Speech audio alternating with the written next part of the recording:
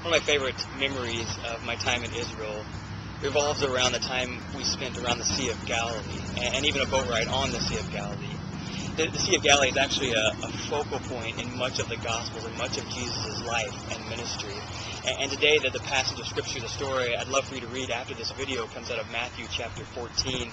And in this passage, we find the disciples out on the Sea of Galilee, kind of waiting for Jesus to come to them at some point. He had sent them on ahead of himself while he went and did something else. Well, later that night, pitch black, in the middle of the Sea of Galilee, Jesus comes to the disciples walking on the water.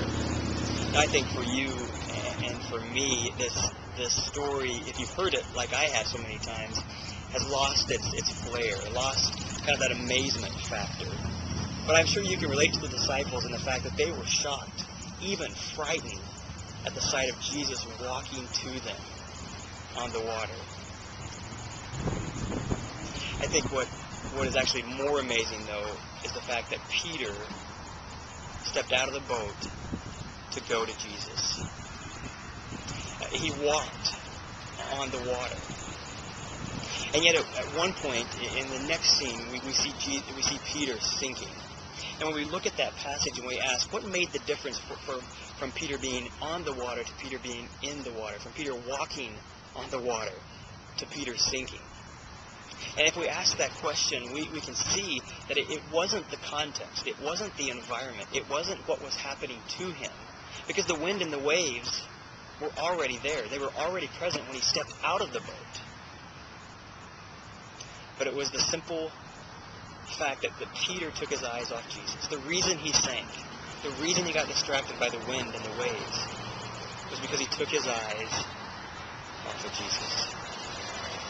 I know that in tough times, it can become very easy and natural for us to want to focus on the problem, to focus on what's wrong with the situation, instead of focusing on who can make it right.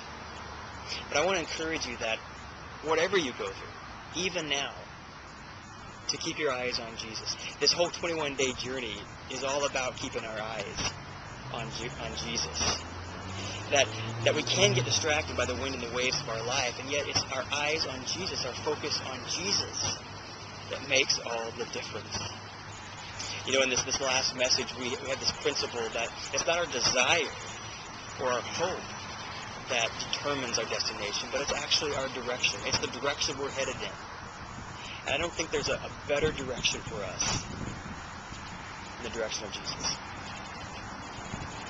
So I want to encourage you, if you don't already have a daily practice of Scripture, of prayer, of turning your eyes to Jesus, to let this 21-day journey be the beginning of that practice.